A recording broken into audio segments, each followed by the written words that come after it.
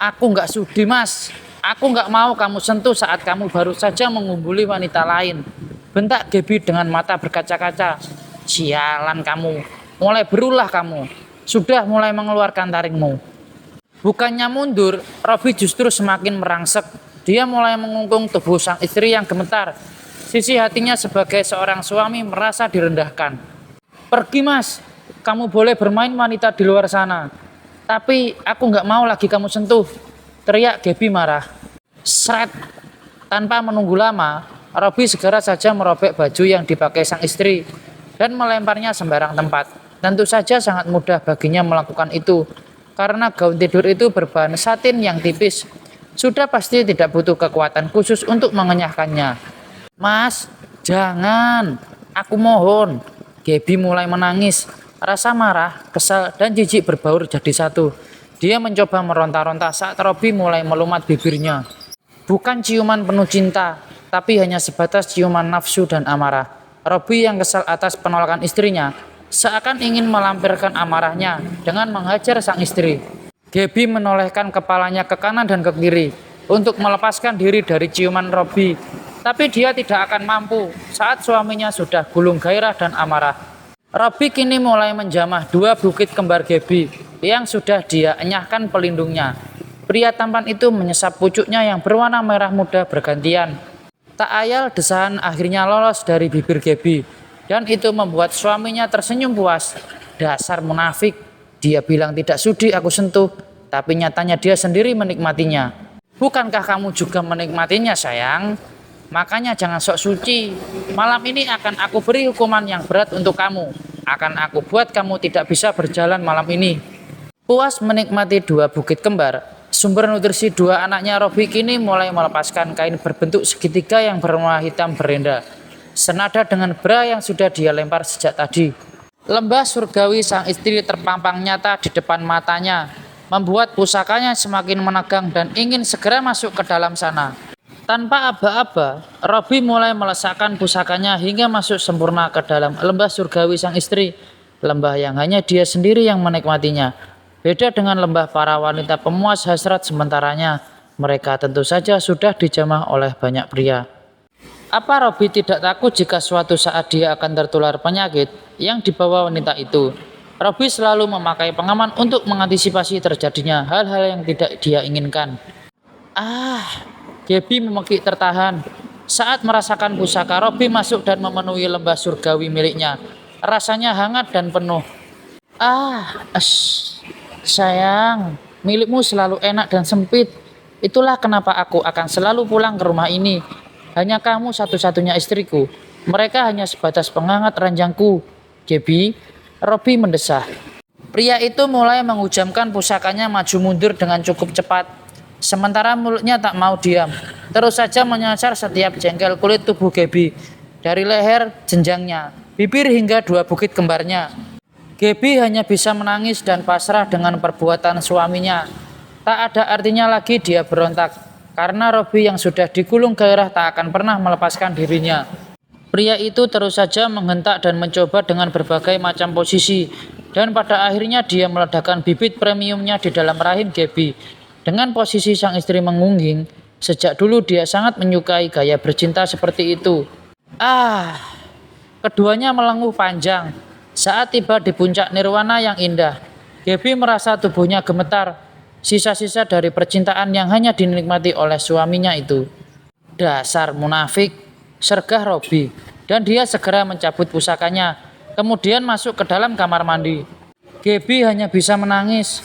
Dia merasa harga dirinya sudah dihempaskan terlalu dalam oleh suaminya. Tapi dia tidak bisa berbuat apa-apa, selain hanya diam dan menerima semuanya. Pagi sudah menjelang, saat azan subuh berkumandang. Sana turun pelan-pelan dari ranjang. Dia tidak mau sampai menimbulkan gerakan yang membuat suaminya bangun. Seperti janjinya, semalam dia melarang suaminya untuk menyentuhnya. Alhasil, keduanya hanya bisa tidur dengan saling memeluk saja. Sana berniat untuk kembali memeriksa kehamilannya. Apakah saat pagi seperti ini garisnya lebih nyata? Wanita yang memakai gaun tidur satin tipis tanpa lengan itu masuk ke kamar mandi. Sampai di sana, dia mulai menampung air urin miliknya pada gelas bekas air mineral. Setelah sudah cukup, tanpa berlama-lama dia segera mencelupkan dua tespek dengan merek yang berbeda ke dalamnya. Dengan hati berdebar, dia menunggu hasil yang akan keluar.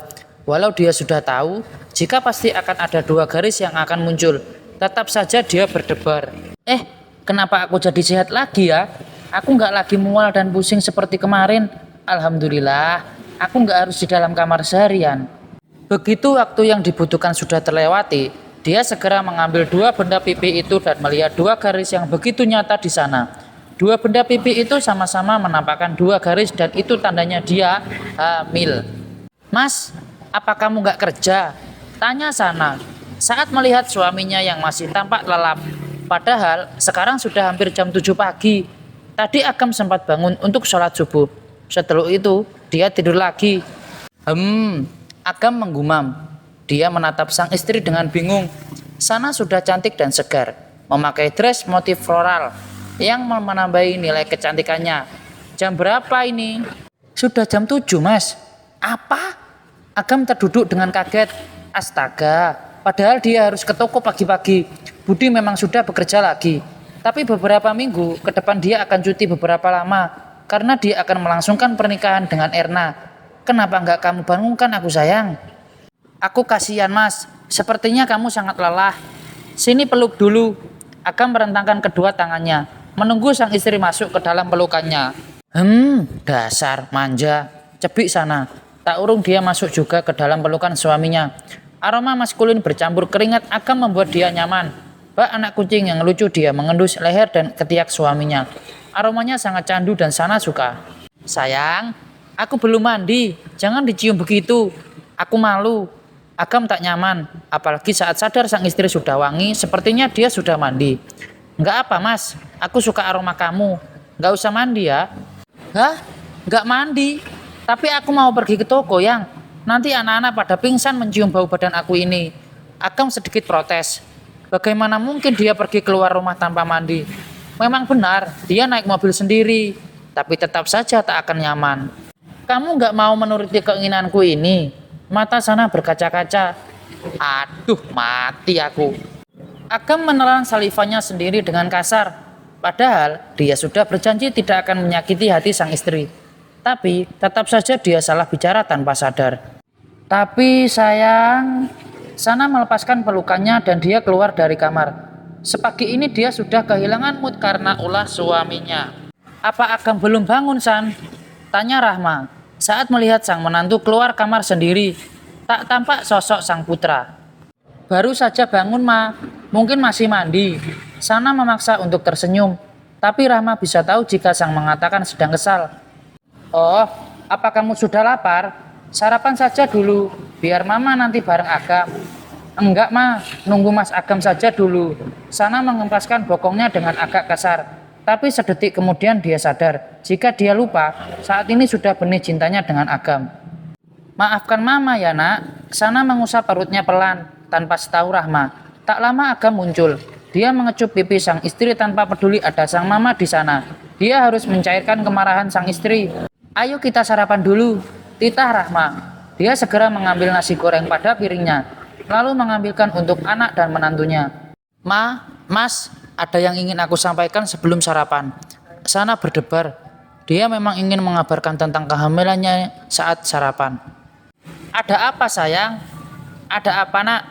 Agam dan Rahma menatap Sana dengan khawatir. Ada apa sebenarnya? Ada masalah apa? Sana tersenyum manis. Dia mengambil dua kotak kecil yang panjang dari dalam tasnya, lalu memberikan pada suaminya dan mertuanya masing-masing satu. Apa ini sayang? Aku nggak sedang ulang tahun loh, goda Agam. Nak, apa ini? Mama juga nggak sedang ulang tahun. Aku ingin memberikan hadiah pada kalian berdua, karena sudah sangat sayang dan cinta sama aku. Ayo dibuka. Sana menopang dagunya dengan kedua telapak tangannya yang sedang dikepalkan, sedangkan kedua siku bertumpu pada meja. Wajahnya berseri, tak sabar menunggu reaksi kedua orang tersayang. Rahma dan Agam mulai membuka kotak itu. Dengan hati berdebar, keduanya sungguh sangat penasaran tapi juga takut. Jika saja di dalam sana ada sesuatu yang buruk. Sayang, ini tangan Agam gemetaran sambil menunjukkan benda pipih yang ternyata tespek itu. Rahma juga tak kalah takjubnya. Tangan rentanya memegang benda pipi itu dengan gemetar. Kamu hamil, nak?